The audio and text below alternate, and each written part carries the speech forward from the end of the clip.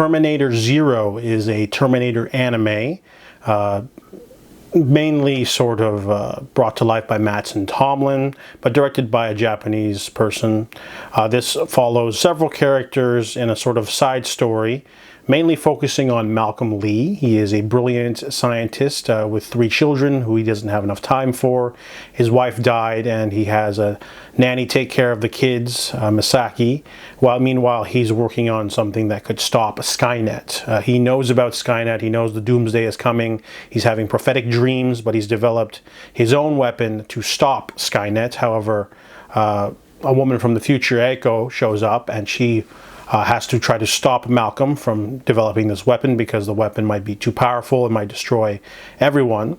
Meanwhile, there's also a Terminator sent back in time to chase Eiko and also to assassinate Malcolm as well because of the weapon. The weapon could change the very force of the future. So there's a lot of hype with this anime. It's a little violent. Honestly, I didn't quite enjoy it 100%. It's bingeable because it's short. Episodes are only like 23 minutes long. 8 episodes. It honestly feels like a 2.5 hour to 3 hour movie just sort of chopped up into little pieces. You do get some character development, but mostly the series is focused on 2 halves. There's Terminator action, and then there's the other half, which is existential debate when we find out what Malcolm made and going forward.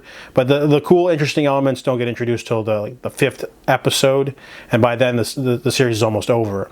But fortunately for fans of this anime, the 2nd season has been greenlit in a leak by Netflix, so there will be a season 2. And if there is, then you can take this series into more interesting directions, because most of the philosophical stuff is filler. It's mostly just Malcolm arguing with something, and then, you know, your basic Terminator action. But I think the reason why I didn't like the Terminator half, like the action bits, was because it's a little bit too fantastical. When you think of Terminator, you're thinking of unstoppable cyborg running around the streets with a normal human gun chasing people. You've never had like people running around jumping 20 feet or doing crazy things and like flipping Terminators.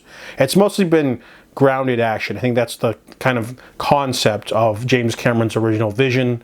It's not as much as shooting people with rocket launchers. It's more so that guy in the trench coat's walking at you with a pistol and he's going to get you, and you run around and cops won't save you, and inevitable chases, and there's big action, but it's usually grounded. So this series doesn't have that because it's animated. It's very stylish. Some of the action sequences are a little bit over the top. Some characters have plot armor. And just, it's easy to watch. It's only 8 episodes. They're very short. There will be season 2.